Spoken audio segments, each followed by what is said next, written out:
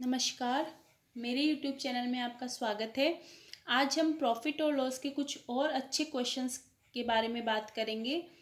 ये सारे question competitive exam में रिपीट हो रहे हैं और इन्हें हम ट्रिक्स के साथ सॉल्व करेंगे। तो फर्स्ट क्वेश्चन है, दो वॉच है जिनकी टोटल कॉस्ट प्राइस है 840। एक को बेचा गया था 16% के प्रॉफिट पर और दूसरे को बेचा 12% के लॉस पर, और पूरे ट्रांजैक्शन में ना लॉस हुआ और ना गेन हुआ। तो हमें उस वॉच की कॉस्ट प्राइस निकालनी है जो कि प्रॉफिट पर बेची गई थी। तो सबसे पहले हम इसका रेशियो बनाते हैं। प्रॉफिट हो रहा है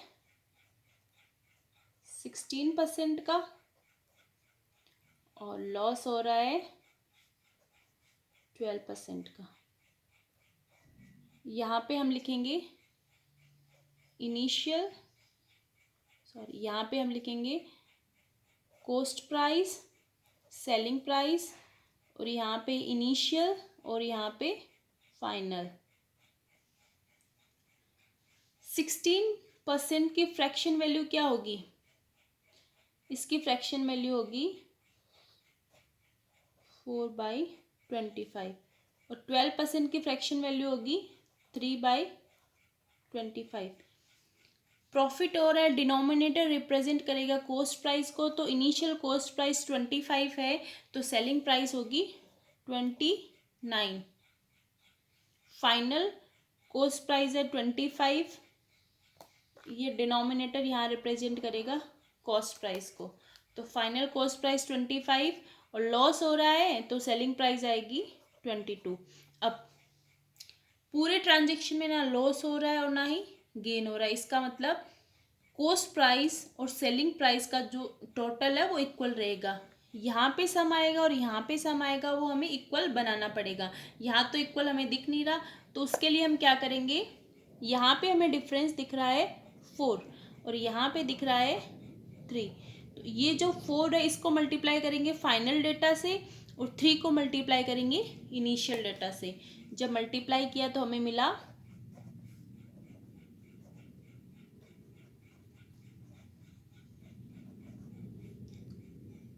75। 3 को 25 से किया, 3 को 29 से करेंगे तो 87। 4 को 25 से किया तो 100 और 4 को 22 से किया तो 88।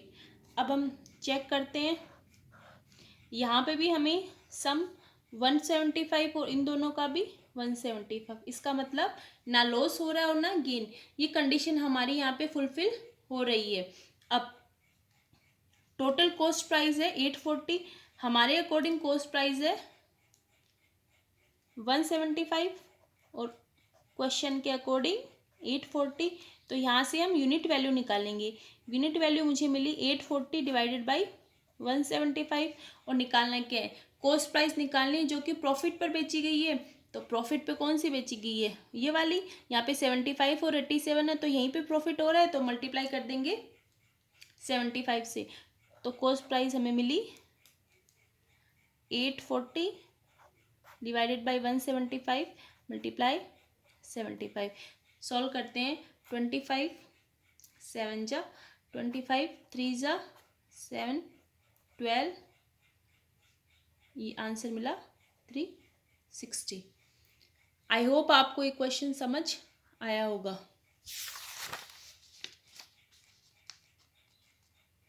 अब बात करते हैं सेकेंड क्वेश्चन के बारे में। इमेन बोट टू गोट फॉर ₹1008। एक आदमी ने 2 बकरियां 1008 में खरीदी। एक को उसने बेचा 44% के लाभ पर और दूसरे को बेचा 20% की हानि पर, और दोनों को समान विक्रय मूल्य पे बेचा।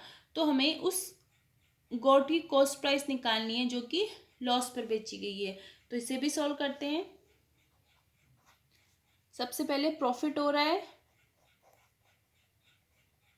44% का, फ्रैक्शन वैल्यू क्या होगी 11/25।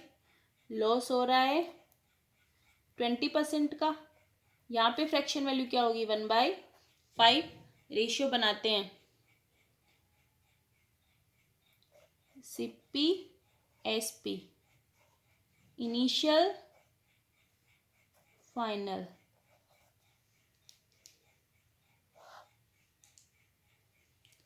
इनिशियल कॉस्ट प्राइस 25 और यहाँ पे प्रॉफिट हो रहा है तो सेलिंग प्राइस मिली 36।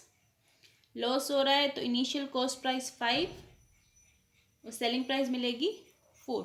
अब क्वेश्चन में बोला है सेलिंग प्राइस इक्वल करनी है हमें अकॉर्डिंग टू क्वेश्चन, तो मैं इसको मल्टीप्लाई अगर 9 से कर दूं तो मुझे सेलिंग प्राइस इक्वल मिलेगी यहाँ पे। अब रेशियो हमारा क्या होगा,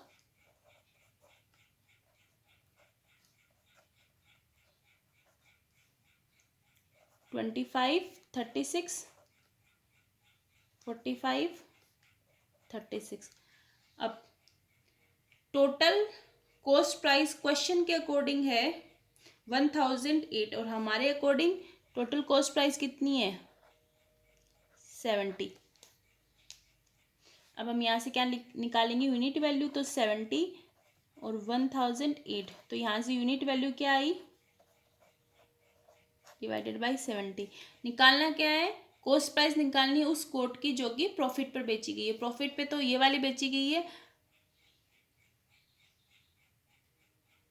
तो इसको मल्टीप्लाई कर देंगे 25 से।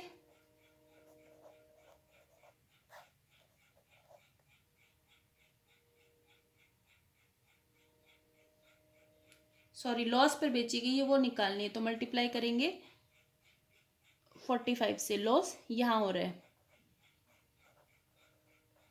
इसको सॉल्व करते हैं 14 और यहाँ मिला में हमें 9। 14 को इससे सॉल्व करते हैं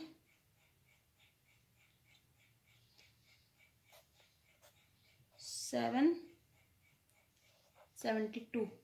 इसको मैंने मल्टीप्लाई किया तो मुझे मिला 648। कॉस्ट प्राइस कितनी मिली 648। यहाँ पे ऑप्शन ए इज करेक्ट। अब बात करते हैं थर्ड क्वेश्चन के बारे में। एक कार डीलर है, उसने कार परचेज की 1,85,000 में और कुछ अमाउंट मेंटेनेंस पे बिताया। उसने कार को 1,56,250 में बेचा और उसे लाभ हो रहा है 25% का, तो हमें मेंटेनेंस कॉस्ट निकालनी है। इसे सॉल्व करते हैं। 25% की फ्रैक्शन वैल्यू क्या होगी 1/4। रेशियो बनाते हैं, प्रॉफिट हो रहा है तो 4, सेलिंग प्राइस हमें मिलेगी 5। हमारे अकॉर्डिंग सेलिंग प्राइस 5 है और क्वेश्चन के अकॉर्डिंग,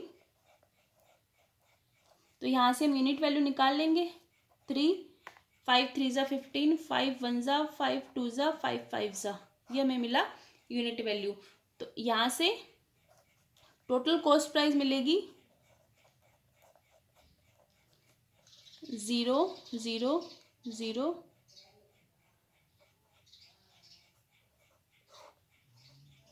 अब हमें निकालना है maintenance cost.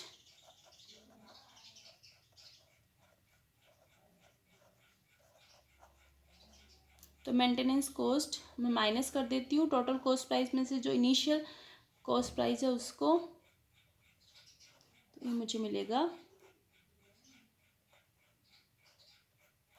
16,500 rupees. Option A is correct. तो ये था हमारा आज का लास्ट क्वेश्चन। अगर आपको वीडियो पसंद आई तो प्लीज़ लाइक कीजिएगा। Thank you.